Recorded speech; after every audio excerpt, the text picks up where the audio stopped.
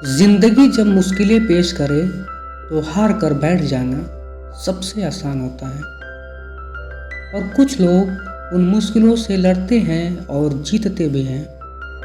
आज का ये वीडियो एक ऐसी महिला के जीवन पर आधारित है जिनसे लोगों ने बहुत कुछ छीना है, लेकिन इन्होंने सिर्फ और सिर्फ बांटा है प्यार, ममता और सहारा।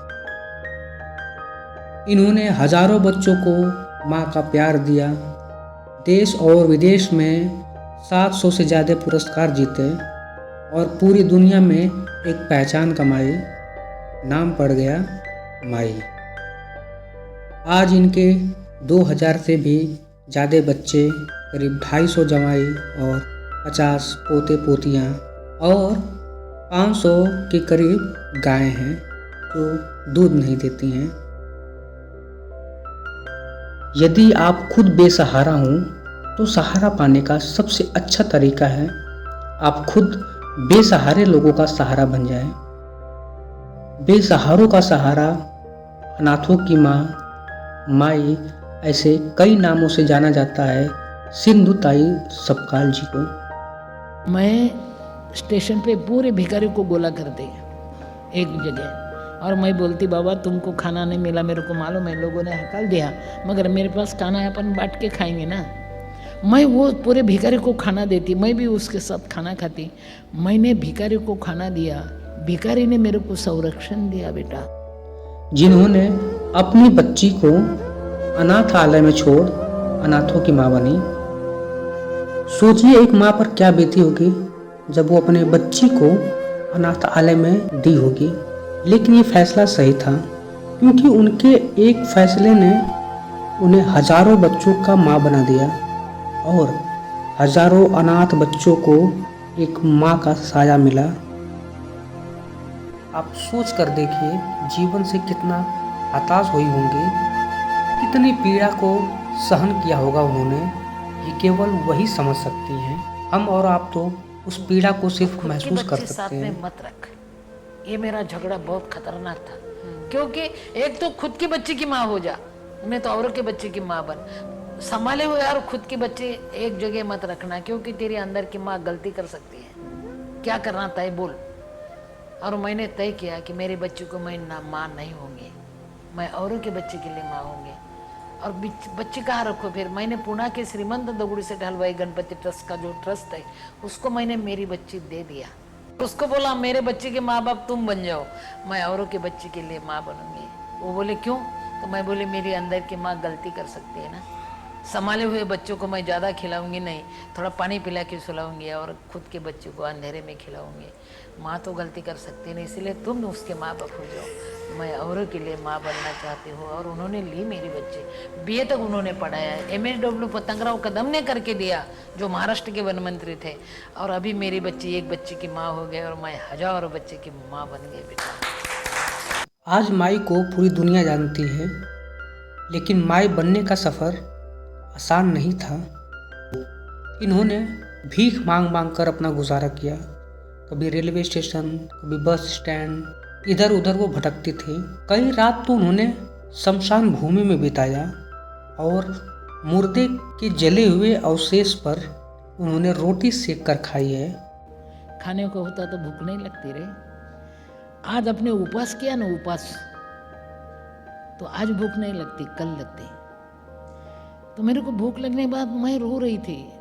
20 साल की उम्र थी, 10 दिन की बच्ची थी और मुर्दा जल रहा था और मैं रो रही थी। मेरे पास कुछ भी नहीं, मेरा कोई भी नहीं।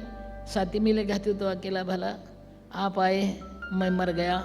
कुछ बड़बड़ते हैं, मैं बोल रही थी और मेरे समझ में आया कि अरे किसी ने आटा डाला है, थोड़ा खराब हुआ था, रास्ता जा रहा था, वो रास्ते पे आटा डाला था और हवा से उड़ उड़ के मेरे सामने से जा रहा था।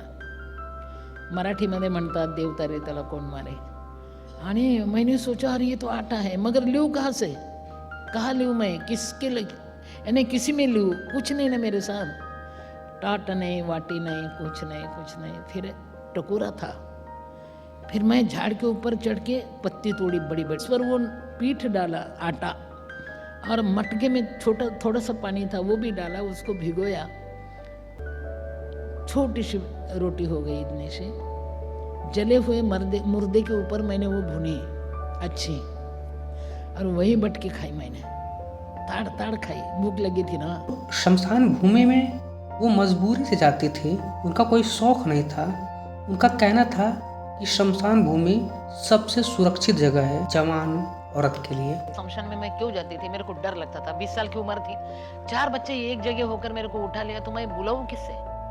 मेरे को कौन बात सहायता की करेगा? शुरुआत रूढ़ी और घटिया विचारों के कारण लड़की के जन्म पर पूरा परिवार शोक में पड़ गया और नाम पड़ गया चिंदी, यानी फटा बेकार कपड़ा जो किसी काम का नहीं। इनका बचपन बहुत गरीबी में बीता। गरीबी ने उनसे चौथी कक्षा के बाद पढ़ाई का हक छीन लिया। बचपन में दुगने उम्र के व्यक्ति से शादी कराकर बचपना छीन लिया। उन्होंने भी सहारा नहीं दिया, यानी मायके और ससुराल सभी लोगों ने उस औरत से रिश्ता तोड़ लिया, जिन्होंने अपने बच्ची को जन्म एक तबेले में दिया। आप सोच कर देखिए, जीवन से कितना हताश हुई होंगी, कितनी पीड़ा को सहन किया होगा उन्होंने। ये गैया मेरे आंग पर खड़ी थी, तबेले की गैया, और पूरे गैया को वो हकल रही थी। मेरे ऊपर पैर नहीं देना चाहती थी, वो ऐसे टाइट खड़ी थी और चिल्ला चिल्ला के मेरे को उठा रही थी। वो गैया को मानुष की किसने सिखाई बेटा? मैंने वो गैया की वो आवाज़ से मैं जग गई। और मैंने इधर उधर देखा, बाप रे, गैया मेरे आंख पर खड़ी है, मेरे को बच्चे हो गई है, और अभी क्या करूं? मैं उसके नीचे से बाहर आ गई, उसका गला पकड़ के मैं रोई। पहले उसको बोला, माँ तू गया होकर मेरी मैया हो गई, मैं तेरे को वचन देती हूँ, आखिरी जिंदगी तक मैं तेरी भी मैया बनूंगी, क्योंकि तूने मेरे को बचाया है ना, मैं कभी भूलूंगी नहीं, कभी भूलूंगी नहीं।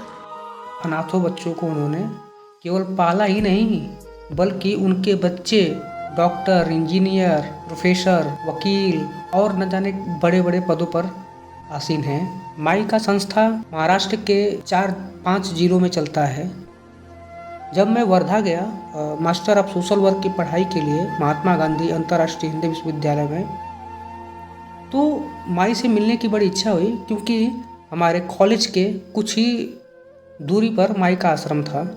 बड़ी इच्छा होती थी कि माई के आश्रम में जाऊं और माई से मिलूं, लेकिन इसी बीच माई का देहांत हो गया।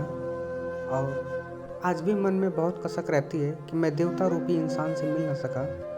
माई के जीवन के बारे में संक्षिप्त जानकारी, हालांकि इतने कम समय में ऐसे व्यक्तित्व को परिभाषित कर पाना बहुत ही मुश्किल है।